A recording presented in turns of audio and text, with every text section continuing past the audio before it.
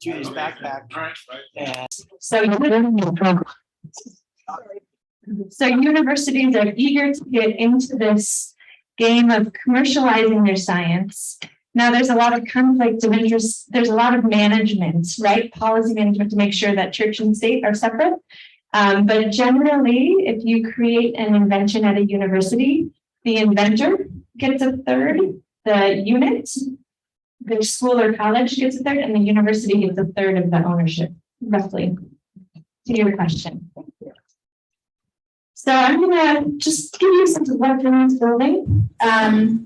So we have research labs where the work is happening, and I'll tell you a few examples just so you have kind of an idea of what that looks like.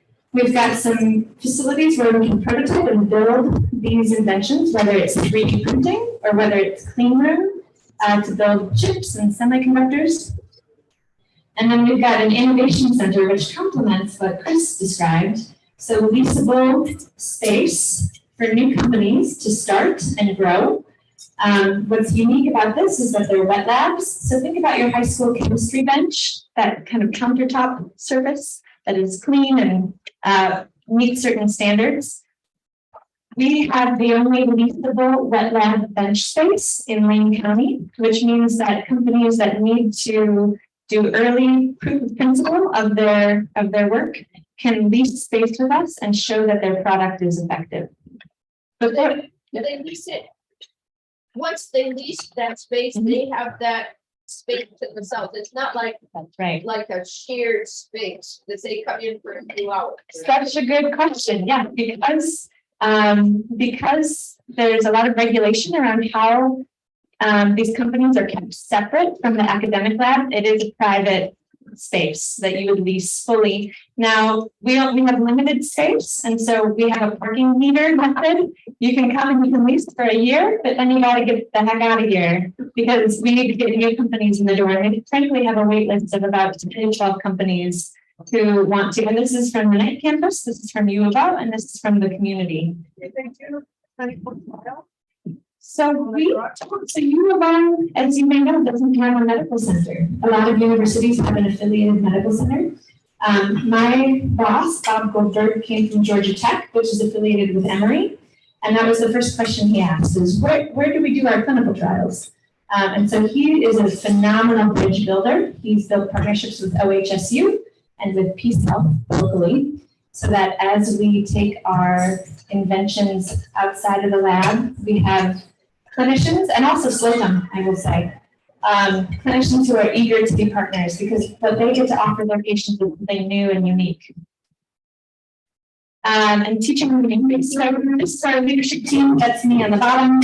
Bob Goldberg is our executive director. He's the one from Georgia Tech. He's a brilliant partnership builder. Anyone else? Okay, great. We have 13 faculty, and they all they're young, which is interesting. A lot of fun fact is that people who win the Nobel Prize usually win it on work that they did before they were 35. So there's something to be said for recruiting young rock stars and supporting them and letting them go, like taking away all barriers to success. So that's kind of been our strategy. Focused on diversity, you might notice. And we're building out certain kind of areas of science within the context of bioengineering, which are people who care about biology, but people who make things, basically.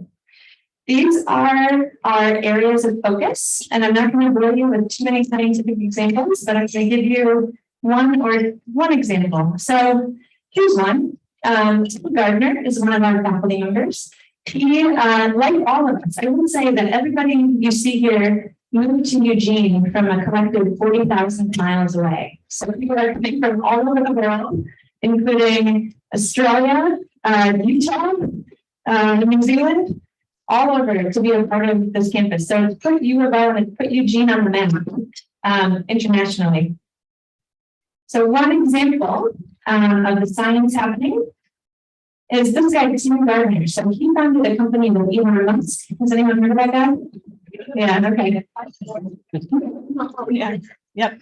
So whatever you think about Elon Musk, he's investing in some pretty cool innovations. So this guy, Gardner, founded a company, Neuralink, with him, that is building brain-computer interfaces, a new area of science. And so let me give you an example of what he's doing. He built a nerve clip that you see on the left, and it's about 200 microns in scale. So it's about 4 of 9 inches in width. So think about how tiny that is. This clip goes around a nerve, either in your brain or in your peripheral nervous system, and can read what's happening in your nerves when you do an activity. So he's studying this in songbirds. And if you look at the bird, it's hard to see on the screen, but one of these clips is on the nerve that goes alongside the trachea of the songbird. So that we can see when the bird creates a noise, we can see what's happening in that bird's nerves. And what he was able to show is actually, once you observe that nerve behavior, you can stimulate the nerve back and you can actually play the bird. So imagine stimulating the nerve in such a way the bird it can make its song, as you heard before. Pretty cool. In terms of thinking about human application, what does that mean for us? It means that if you are paralyzed in an auto accident and you don't have use of your limbs, they're developing devices that go into your brain and can help you regain movement in your extremities based on how we fire on the nerves. So even if you know anyone with Parkinson's disease with a tremor, we've shown that you can stimulate the nerves in such a way as to correct the tremor, and you can eat your bowl of soup without shaking, right? So that's an example of the work happening at the campus. You asked down there about some of the companies we started and what that looks like. So some examples of, I'll give you one example. Who knows someone with macular degeneration? Just about everybody these days, right? Yep. The current standard kind of best practice is going and getting a monthly injection in your eye, which is not pleasant for anyone, including the ophthalmologists. They don't really like doing this to people. So one of those startup companies out of the Knight campus is creating a gene therapy. So a single vaccine that you could have once every 3 years that would stop the development of age-related macular degeneration. That's one of the companies. Another one is if you have a traumatic bone break, your doctor could take a scan of your, let's say, ankle, and we can 3D print a bone implant for you within 3 weeks. That's custom to you, both in its shape, but its texture, allowing your blood vessels to grow back in for a stronger infusion. So these are some of the different examples of things we're doing, and kind of both the gene or protein scale, all the way up to a device like an ankle implant. And I just alluded, we have a partnership with Peace Health. So that's kind of locally where you will see some of these innovations taking hold. Currently, we are now working with Peace Health on surgical planning. And so if you have a surgery at Peace Health, chances are we are 3D printing a model of that surgery for your surgeon to understand what she's going to be getting into once you're opened up, and can help educate the patient too in what you're getting into with a complex surgery. I've already probably gone over my time, but take your time. We are also training students at all levels. So undergraduates spend a year in our labs. We've got, I don't know if any of you are following the federal news around the CHIPS Act. So there's a big push to invest in semiconductors nationally so that the US can compete with China on the global stage in chip development. Everyone has a chip in their phone and other devices they use. We are training students with specialty in that area. So this is kind of a homegrown talent pool for the state of Oregon. The freshmen, how would a freshman qualify to be in this? Because obviously it's Just be smart. pretty elite. Yeah, it is pretty elite. We get about 75 applications a year. We last year accepted 16. And so Yeah, quite a few. It's based on the amount of investment we have. It's fully funded through philanthropy. So donors have stepped up and said, I want to be a part of this, and they invest $11,000 to sponsor a scholar. And that both supports the scholar and their mentor in the lab, and it allows us to have more spots for people. So our goal is to get to 25 a year. But the students themselves probably have to have a high amount of science and Be smart. individual Gumption. gumption. Yep, they've got to have the gumption. Yeah, and they so we take sophomores and juniors, so they've had a little bit of time to kind of show an interest in science. And what's different about our program with the undergrads is that they spend a full year with us, which allows them to see something all the way through. A lot of undergraduate research experiences are just 3 months, which is kind of enough time to get into a lab and learn the basics about science, but not to actually do the science. So we have a nice, unique offering there. And so we pull from all sorts of undergraduate majors, biology, human phys, chemistry, into the night campus for people who are particularly innovation minded.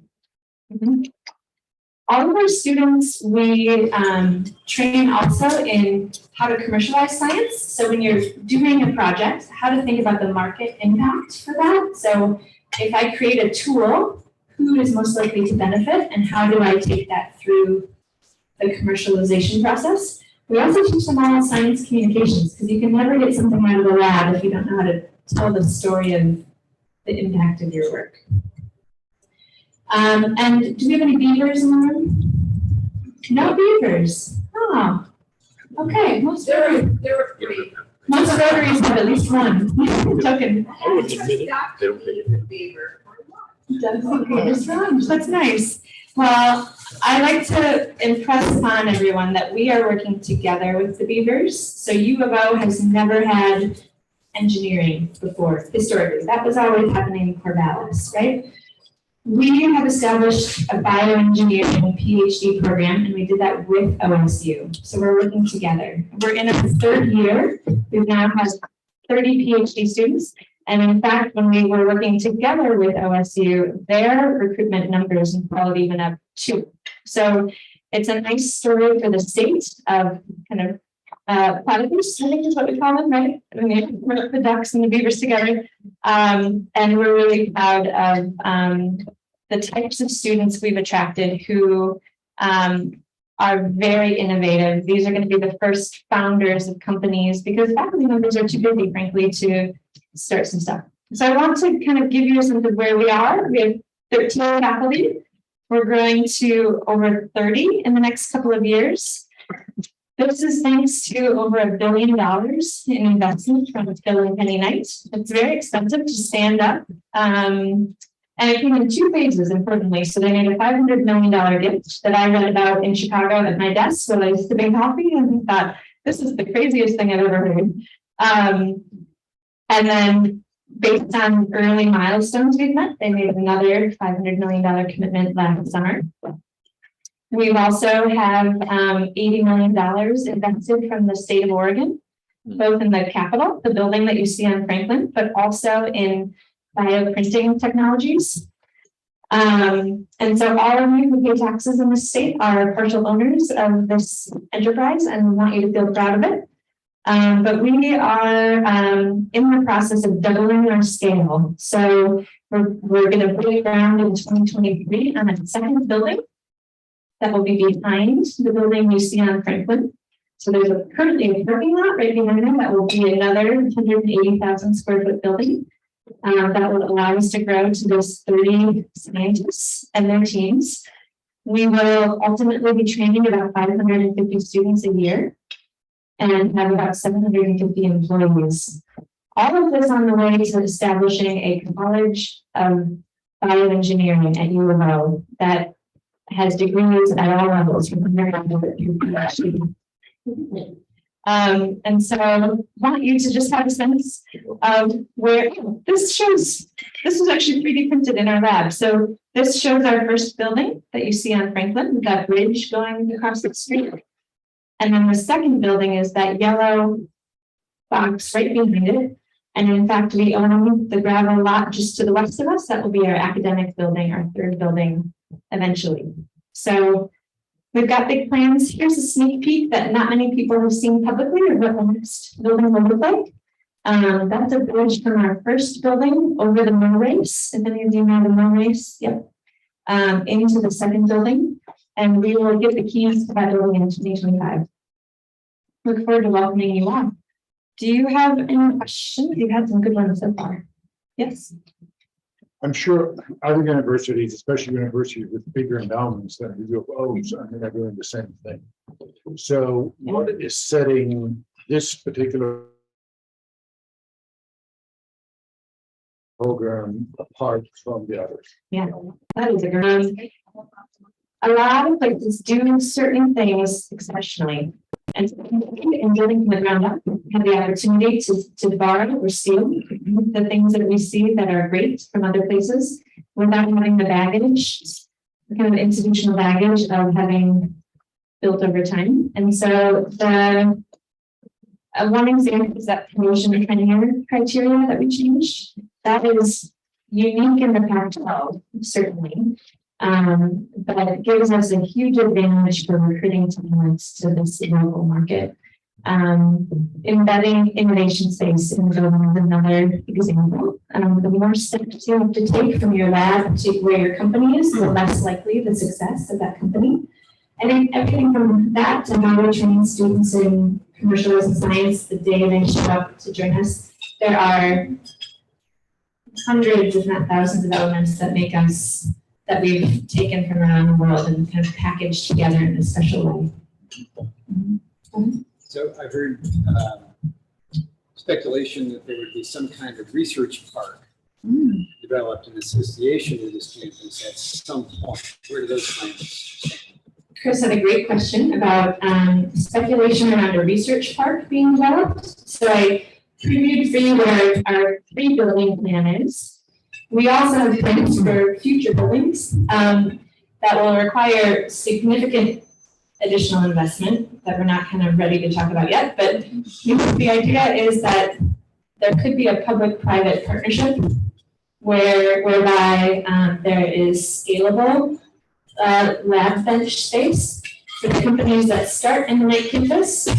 Once they grow beyond 2 or 3 people, they're going to need to expand. And the goal is not to start a bunch of companies that go to Boston or the Bay Area. We want them to thrive and create jobs and economic impact here in Eugene. And so that will be huge, probably in the 8 to 12-year timeline versus kind of what I reviewed for you tonight. But that will be critical for our communities. Go ahead. So my son is a Duck graduate, but he's a postdoc at UC Berkeley in biochem. Just asking if you would hold one of those 30 spots. Yeah, can you? Yeah, let's get him over here. Yeah. Okay, great. Bring him through next time. So our basement, first and second floors are all open to the public. If you drive by, pull into the parking lot out back, park your car and come to the lap around. It's a cool building. Have your son come by. It's open. And you can just hop on in. Yeah. Oh gosh, that's the big question. So we have a Starbucks. Your own Starbucks. It hasn't been open since Christmas because of the union issues. So we're working to reopen them. Yeah. Idea that I have that's probably considered heresy, but is there any science being done that is not commercialized? That is science. It may not be a commercial, but it's scientific. Absolutely. Yep.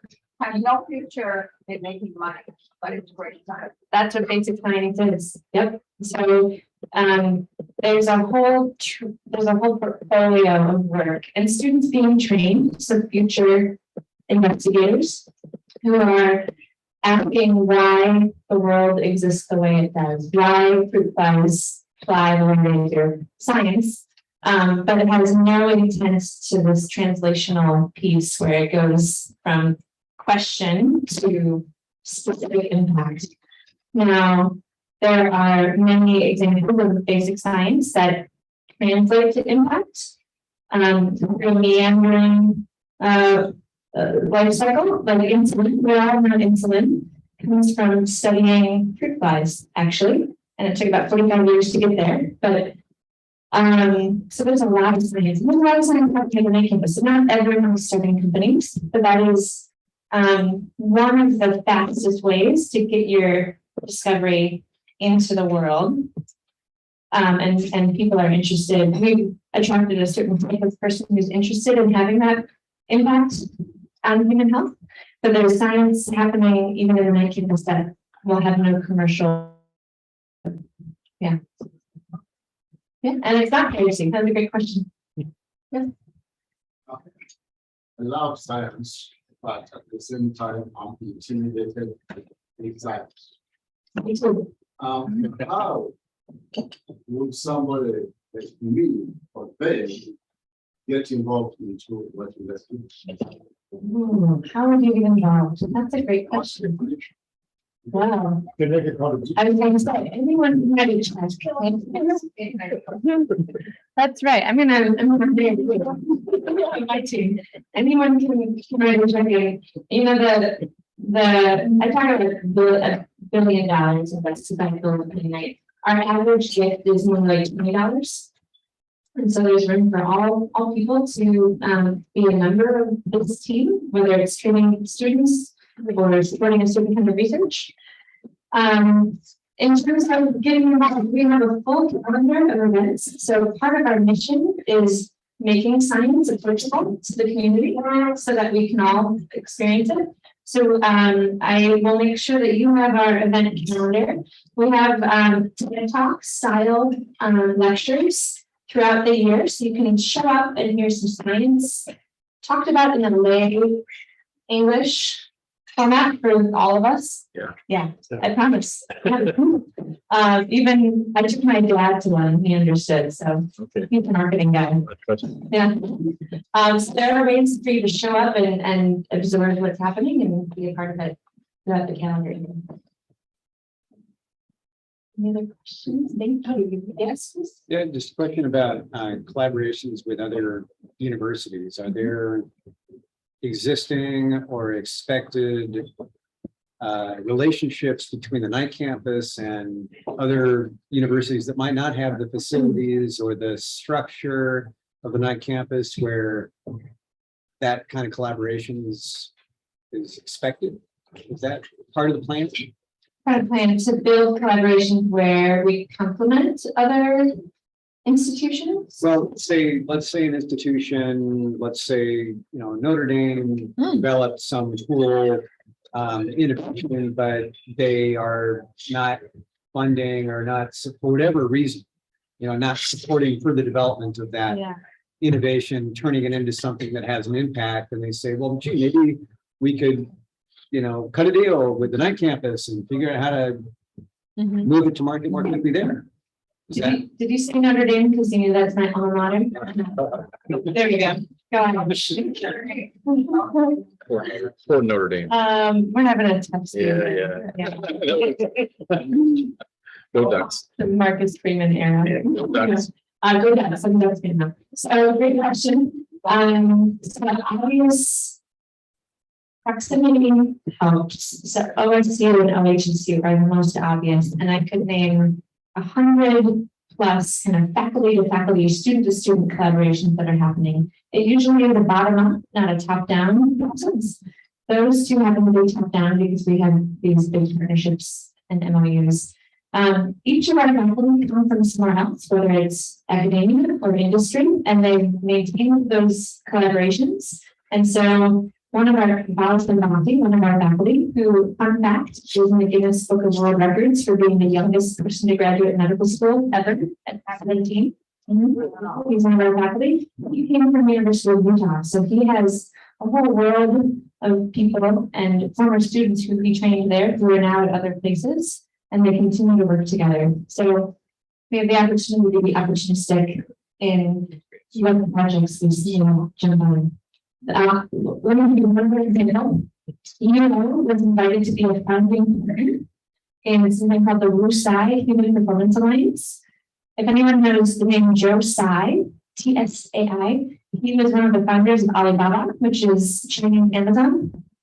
So they wanted to study, so everything about human health came from studying disease. They wanted to flip that equation and study people who perform at elite levels and understand how we can take how they work and apply it to the rest of us.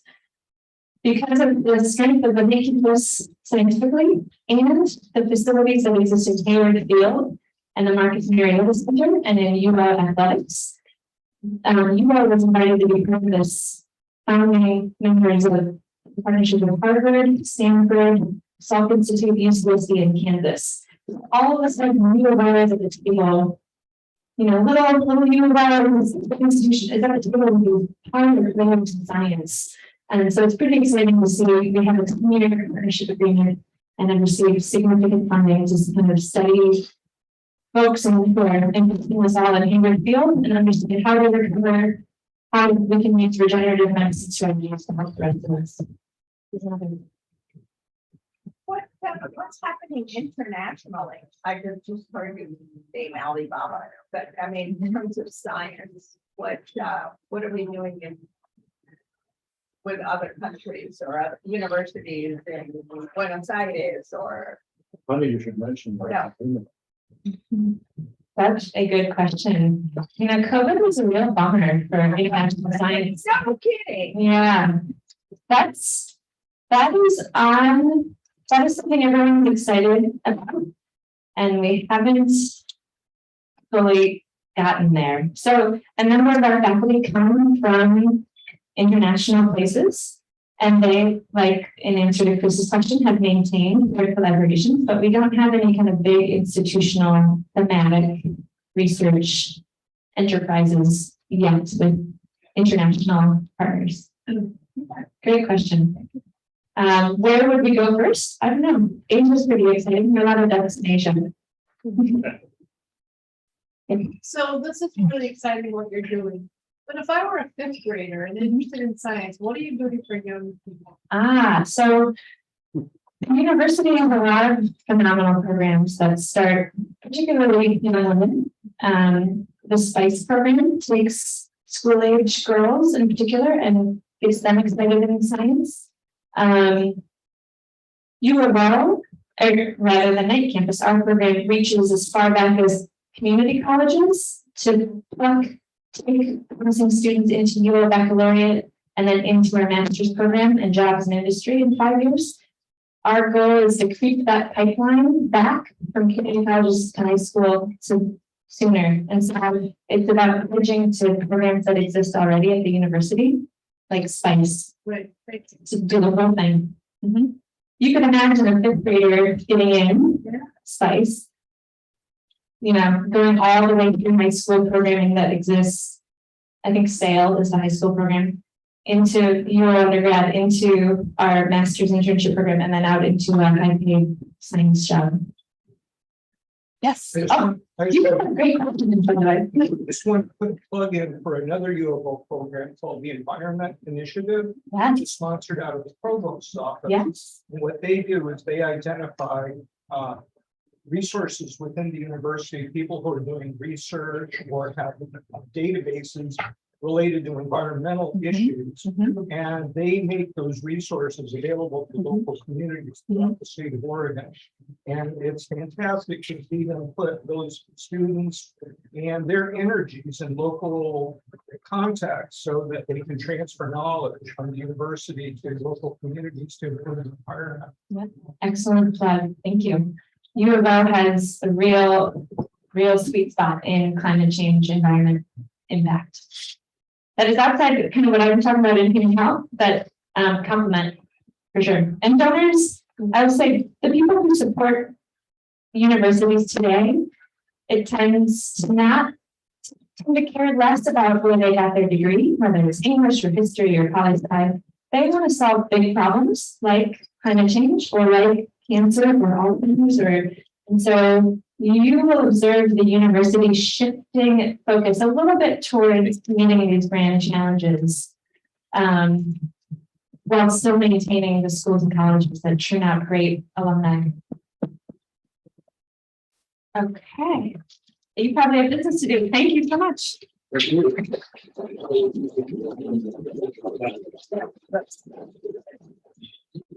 Really impressive, and I'd like you to know the Windsor Club are going to make a small donation in thanks for you for our polio plus efforts to reduce polio. So thank you so much. And please get yourself some dinner. We'll be glad to do that. For the rest of you guys, let's get right over the quote of the week. Does anyone have that handy? Oh, yeah, don't you?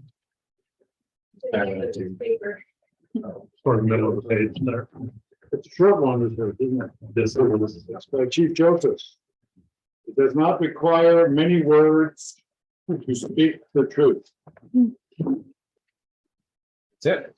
Yeah, so, there you go. and I think we got some of it pretty yeah. Beauty of science. Yes.